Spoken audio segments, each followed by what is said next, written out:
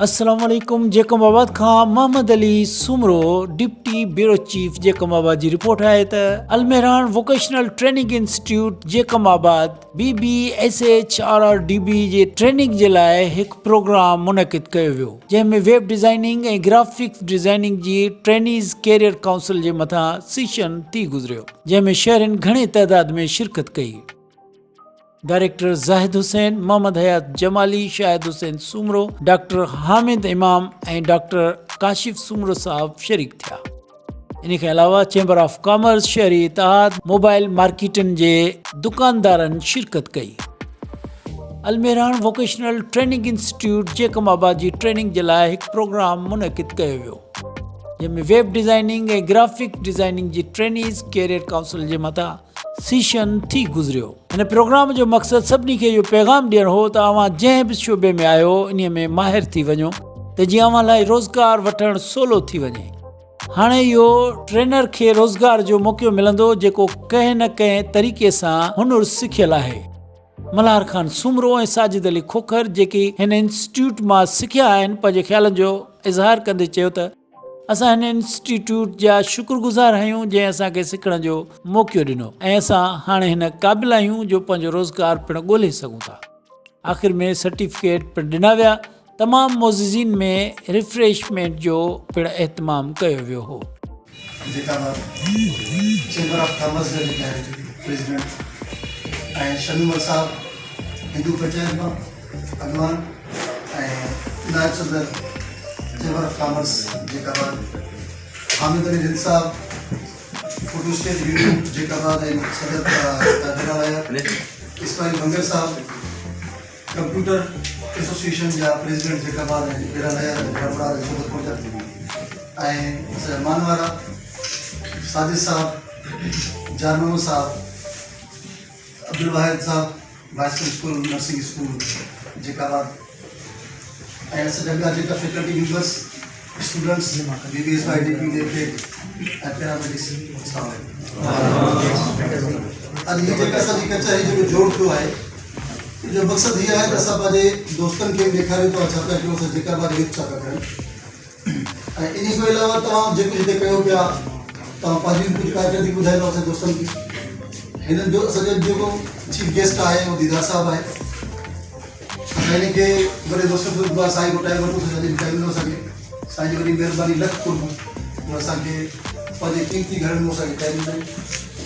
और अॼु जेका तव्हां वेठा आहियो, बेनज़ीर भुट्टो जो जुलू प्रोग्राम जे तहत 4 महीने जी ट्रेनिंग कराई आहे, वेब डिज़ाइनिंग ऐं मल्टीमीडिया ग्राफिक। इन खां अलावा नेपटेक जा बि असांखे 3 क्लास हलनि पिया, जंहिंमें असां वटि 75 स्टूडेंट आहिनि। 50 स्टूडेंट असां वटि जेका आहिनि BBSYDP जा आहिनि ऐं पैरामेडिक जा असांजा 100 स्टूडेंट आहिनि। मिल मिलाए के पोइ असां वटि 200 स्टूडेंट हिते आहे जेको हिते मुख़्तलिफ़ क़िस्म जा कोर्सिस करे पियो, जंहिंमें 15 क़िस्म पैरामेडिक जा कोर्सिस आहिनि, 5 क़िस्म जेका आहिनि मुख़्तलिफ़ वेब डिज़ाइनिंग ऐं मल्टीमीडिया ग्राफिक डिज़ाइनिंग ऐं जेको आहे अकाउंटिंग बुक कीपिंग उन जा कोर्स करनि पिया। और मां जेकाबाद जे छोकिरनि ऐं अदड़ियुनि खे जस ॾियां थो, सलाम पेश कयां थो, जेको पंहिंजे जेको जे शोबे में आहिनि पंचुअलिटी आया, कमु सिखियो और अलहमदुलिल्लाह हीअ हाणे वञी करे पंहिंजे रोज़गार में, पंहिंजे कमनि में मुख़्तलिफ़ हंधनि जे अंदरि हू जेका आहे पंहिंजो रोज़गार लॻा पिया आहिनि। जीअं त अॼु इमाम सेंट्रल मेडिकल में जेको सर्टिफिकेट रिवार्ड सेरेमनी जो प्रोग्राम रखियो वियो, अचो त साईं जन सां मिलो त साईं जन हिन जेकाबाद डिस्ट्रिक्ट जी आवाम जे लाइ इन जे बारे में छा पैगाम ॾियणु चाहिनि। जेकाबाद जे लाइ मां इहो चवंदुमि अलाह जी महिरबानी सां जेकाबाद में हीअ जेको इदारो खुलियो आहे त वॾी नेमत आहे, जेकी जेकाबाद खे पंहिंजो जे शहर जे अंदरि ई खुलियो आहे। शहर में अलाह जी महिरबानी सां जेके ॿार न्याणियूं छोकिरियूं पहुचनि थियूं उन्हनि जे लाइ अलाह उन्हनि खे ख़ुशि रखे। जेको बि सहूलियत उन्हनि खे मिली आहे, ॿियनि शहर वञण जे लाइ उन्हनि खे तकलीफ़ पई थिए, पियूं मां उन्हनि खे परेशानी न्याणियुनि खे काॾे कढूं। अलाह जी छोकिरा बि पंहिंजा ॿार अॼुकल्ह हालत ॾिसो त न आहिनि, इन जे करे हिते ई जेकाबाद में कढंदा पिया। कयो थो अलाह जी महिरबानी सां। जॾहिं त अॼु असांजो हीउ जेको प्रोग्राम हो BBSYDP जे ग्रेजुएट थियल स्टूडेंट जे लाइ हुयो, उनमें कैरियर काउंसलिंग ऐं उन्हनि खे जेको आहे सर्टिफिकेट डिस्ट्रीब्यूशन प्रोग्राम हो। हिन जे अंदरि ईअं थी गवर्नमेंट ऑफ सिंध जी तरफ़ां अलमेहरान इंस्टीट्यूट ऑफ वोकेशनल ट्रेनिंग उन खे ही प्राइवेट मिलियल आहे, जंहिंमें 50 स्टूडेंट हुया वो स्टूडेंट वेब डिज़ाइनिंग ऐं मल्टीमीडिया ग्राफिक्स जे ज़रिए असां उन ग्रेजुएट कयो आहे। अॼु जेको असांखे महिमाननि जो जेके घुराइण जो मक़सदु आहे उनखे कैरियर काउंसलिंग मतिलबु इहो त जॾहिं हे ग्रेजुएट थी करे पंहिंजे लाइ नौकिरी पंहिंजे लाइ जॉब कीअं रिसीव करनि, ऐं हीउ सॼो प्रोग्राम असां उन्हनि ग्रेजुएट जे लाइ रखियो हो।